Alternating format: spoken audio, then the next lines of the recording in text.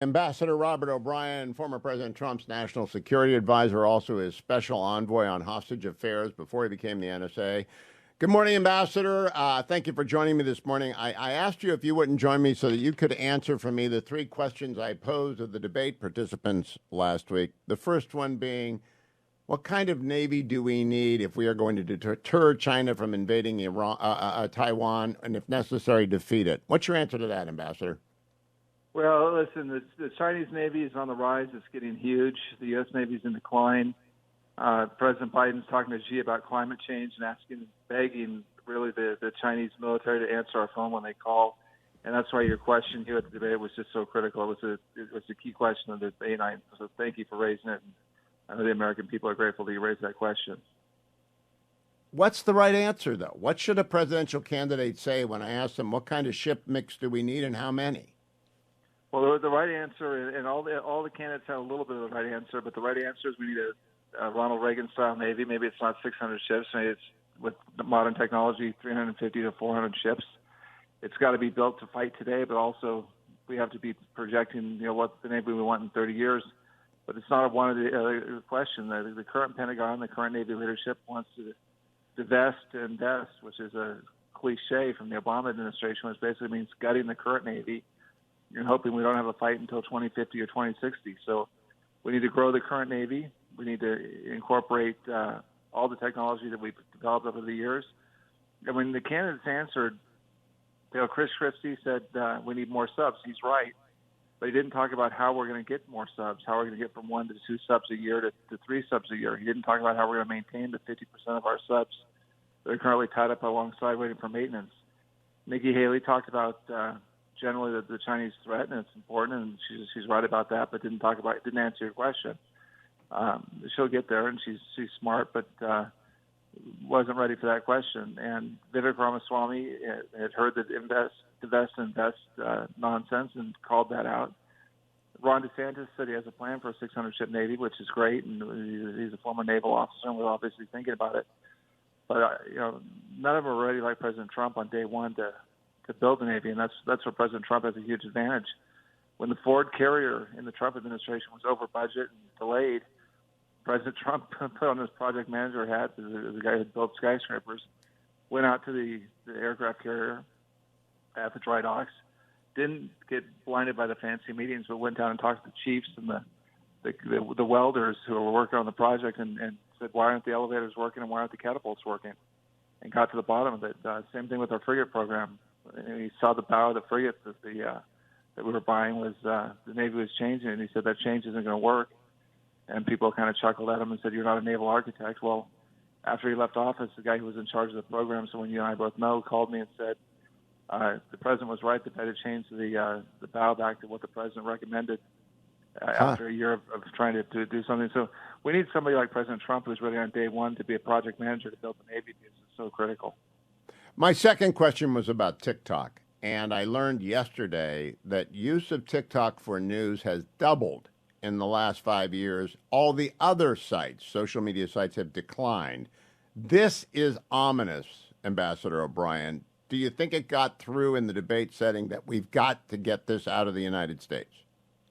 I don't think so. Instead, we had a back and forth about Vivek Ramaswamy being on TikTok and him complaining that Nikki Haley's daughter was on TikTok, and that was a distraction. And the realities with TikTok, when I was in Taiwan recently, I asked the Minister of Information, "What do you think about TikTok?" And she replied, "The spying aspect of it, or the propaganda aspect of it. TikTok is out there to spy on us and to drive wedges between the American people and to polarize the country. And it's they use different algorithms here than they do in China. Here they promote teenage drinking and partying. In China they promote spelling bees. And it's a very dangerous application. We tried to ban it here, but it's not the only Chinese application that's dangerous. WeChat's dangerous. Weibo's dangerous. There are hundreds of Chinese apps that the Indian government has banned in India that we still allow to divide the American people and spy on us. It's got to be fixed, and it's got to be fixed now. Which agency should be in charge of this, Ambassador? I know that you can't do everything out of the White House, even though you folks tried and Mike Pompeo tried and the court struck it down. Does it need to be a congressional response?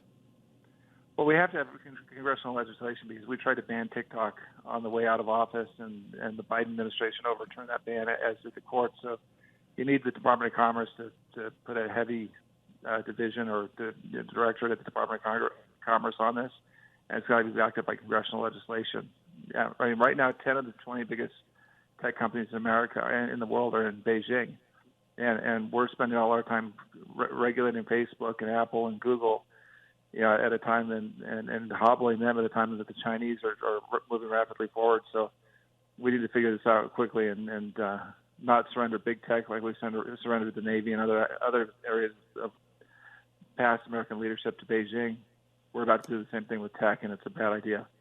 The last question I asked was about opioids. As we speak, General Secretary Xi and all of his communist buddies are in San Francisco, and Gavin Newsom has removed the opioid addicts and the open-air drug markets from San Francisco in a Potemkin-like village effort to show off the city on the hill and the Golden Gate Bridge.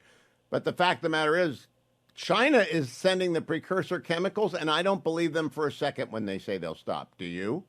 No, they won't stop. They told us in the Trump administration they'd stop. They did stop for a short period of time, but then they reemployed it because it's a weapon. It's an asymmetrical weapon to destroy America, just like TikTok is. The opioid endemic is killing hundreds of thousands of Americans, and we've lost more Americans to opioids in the past 2 or 3 years than we lost in the entire Vietnam War, and many of those were young, military-age males, and so it ties to the recruiting crisis we've got with the military, and it saps the will of the American people, and it's killing our heartland, and we've got to stop it. And the way to stop it is to prevent those chemicals from coming into Mexico, and then stopping the cartels from running the finished products up over the border.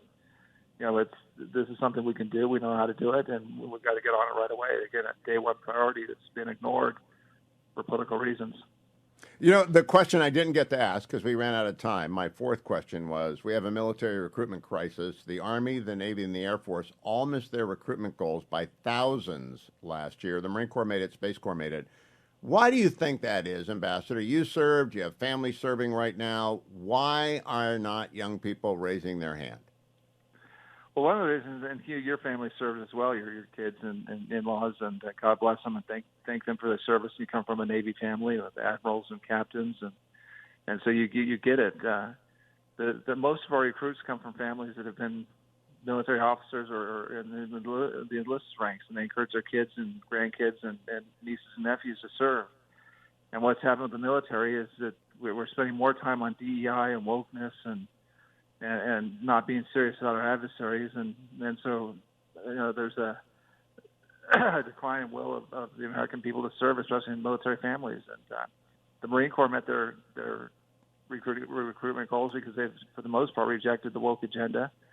They rely on very tough training. They turn men, young boys into men and young women into Marines, and they've kind of, for the most part, rejected the DEI agenda and the trans agenda that the Army and Navy, unfortunately, and Air Force have at least been seen to embrace. I don't think that's entirely true, but the messaging is bad. We need to get the message out that we're training our young men and women to be warriors, to stand up and to do hard things and defend the United States of America, and that's the message we need to send, and that'll cure the recruitment crisis and get the dads and the grandparents and the moms to be proud of their kids joining the military again.